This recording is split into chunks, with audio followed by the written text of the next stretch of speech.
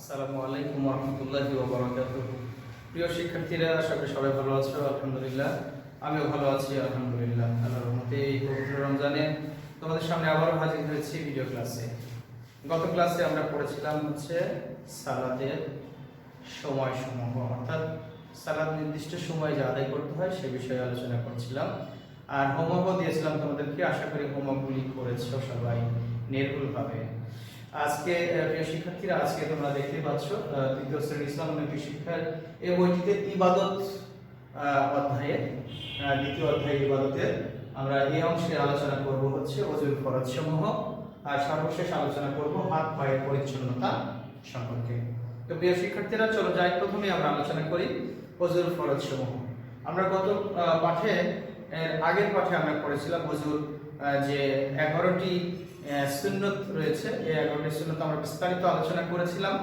আশা করি তোমরা সবাই বুঝতে পেরেছো। আজকে আমরা সেই ওযুর মধ্যে থেকে যে 4টা কাজ আছে, এই 4টা কাজ ফরজ, অর্থাৎ এর যে কোনো একটা যদি বাদ পড়ে যায় তাহলে ওযু হবে। এই শিক্ষার্থীরা নিশ্চয়ই বুঝতে পেরেছো বিষয়টা, যে ওযুর ফরজটা কত গুরুত্বপূর্ণ একটা বিষয়। প্রথমে আমরা দেখতে পাচ্ছি যে ওযুর ফরজ সমূহ হচ্ছে 4টি। ওযুর ফরজ কয়টি? ওযুর ফরজ হচ্ছে মোট 4টি। এক নম্বর হচ্ছে মুখমণ্ডল ধৌত করা, অর্থাৎ আমরা মুখে যে পানিটা দিই এটা কমপক্ষে একবার ধৌত করা ফরজ। 3বার আমরা ধুই, 3বার হচ্ছে সুন্নাত, একবার ধৌত করা ফরজ। 2 নম্বর হচ্ছে 2 হাত কোণই সহ ধৌত করা। এই যে এটা কোণ, এলবো যেটাকে বলি আমরা, এই কোণইটা হচ্ছে এই কোণে পর্যন্ত ধৌত করা 2 হাত, এটা হচ্ছে ফরজ কমপক্ষে একবার, আর 3বার হচ্ছে সুন্নাত।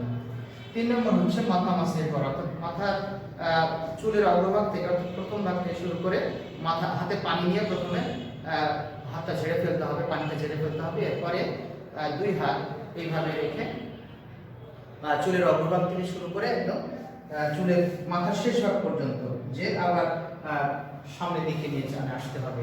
এটাকে বলা হচ্ছে মাসাহ। এই মাসাজ করাটা ফরজ কমপক্ষে একবার। মাসাহ একবারই করি আমরা ওযুতে যদিও। 4 নম্বর হচ্ছে 2 পা টাকনু সহ ধোয়া। টাকনু, এটাকে বলে টাকনু। এই টাকনু সহ 2 পা ধোয়া হচ্ছে ফরজ। তো প্রিয় শিক্ষার্থীরা, সবাই নিশ্চয়ই বুঝতে পেরেছো যে ওযুর ফরজ কয়টি এবং কি কি। ওযুর 1 নম্বর ফরজ হচ্ছে সমস্ত মুখমণ্ডল ভালো করে একবার ধোয়া। 2 নম্বর হচ্ছে কোণের সঙ্গে 2 হাত একবার কমপক্ষে ধোয়া। 3 নম্বর হচ্ছে মাথা মাসাজ করা। 4 নম্বর হচ্ছে 2 পা টাকনু সহ ধৌত করা কমপক্ষে একবার। তো প্রিয় শিক্ষার্থীরা, ওযুর ফরজগুলি সবগুলো নিশ্চয়ই তোমরা বুঝতে পেরেছো। চলো যাই, এবার আমরা জানবো হাত এবং পায়ের পরিচ্ছন্নতা। হাত এবং পা এর পরিচ্ছন্নতা সম্পর্কে তোমাদের মূল বইয়ের মধ্যে 2টা উদাহরণ দেওয়া আছে। একটা হচ্ছে শরীফের, আর একটা হচ্ছে কাবিলের। বলা হচ্ছে শরীর খুব ভালো ছেলে, সে সব সময় পাক সাফ থাকে, নিয়মিত গোসল করে, কাপড় চোপড় পাক সাফ রাখে, খাওয়ার আগে এবং পরে ভালোভাবে হাত ধোয়। শরীর হাত এবং পায়ের নখগুলি বড় হতে দেয় না, অর্থাৎ প্রতি সপ্তাহে কমপক্ষে সে একবার হাত এবং পায়ের নখগুলি কাটে। এরপরে বলা হচ্ছে যে পায়খানা থেকে বের হয়ে সে সাবান দিয়ে সুন্দর করে হাত ধুয়ে নেয়, হাত এবং পায়ে ময়লা জমতে দেয় না। হাত পায়ে ময়লা লাগলে সাথে সাথে তা সাফ করে ফেলে। সবাই তাকে ভালোবাসে, অর্থাৎ যদি পাক সাফ থাকা যায়, পরিষ্কার পরিচ্ছন্ন থাকা যায়, তাহলে অন্যরাও কিন্তু সবাই তাকে ভালোবাসে। আর দ্বিতীয়ত এখানে আরেকটা বিষয় নিয়ে আলোচনা করা হয়েছে, কাবিলের বিষয়। কাবিল খুব নোংরা, সে জামাকাপড় পরিষ্কার করে না, সময় মতো অজু গোসল করে না, হাত পায়ের নখ সে ঠিক মতো কাটে না, বড় হয়ে যায়, বড় নখের ভেতরে তার ময়লা জমে, আর এই ময়লা হাত দিয়ে সে খাবার খায়, খাবারের সাথে ময়লাগুলো তার পেটে যায়, ফলে তার পেটের অসুখ হয় এবং সে সারা বছর পেটের অসুখে সে ভোগে। ময়লা শরীর থেকে তার দুর্গন্ধ বের হয়। তারপরে হচ্ছে কেউ তাকে ভালোবাসে না। অতএব মনে রাখতে হবে, মানুষের হাত ও শরীর রোগ জীবনের আশ্রয়স্থল। মহানবী সাল্লাল্লাহু আলাইহি সাল্লাম সবসময় পাক সাফ থাকতেন, হাত পা পাক সাফ রাখতেন এবং সপ্তাহে অন্তত একবার তিনি হাত এবং পায়ের নখ কাটতেন।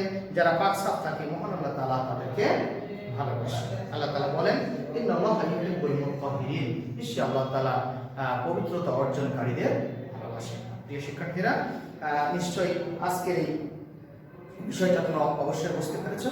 অতএব আমরা সর্বশেষ বলতে পারি, পাক সাফ আমরা থাকবো, নিয়মিত নখ কাটবো, হাত পা সাফ রাখবো, কাপড় চোপড় পরিষ্কার পরিচ্ছন্ন করব আল্লাহ, তাহলে আল্লাহ তাআলা আমাদের ভালোবাসবে।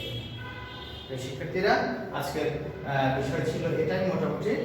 তোমাদের বাসার জন্য হোমওয়ার্ক থাকবে হচ্ছে ওযুর ফরজগুলো সুন্দর করে বাসায় লিখবা, আর সর্বশেষ থাকবে হচ্ছে লিখবা হচ্ছে হাত এবং পায়ের পরিচ্ছন্নতার নিয়মগুলি সুন্দর করে লিখবা। পরবর্তীতে আমাদের আবারও কোনো একটা ভিডিও ক্লাসে দেখা হবে। সে পর্যন্ত সবাই ভালো থাকো, সুস্থ থাকো। আল্লাহ হাফেজ। আসসালামু আলাইকুম।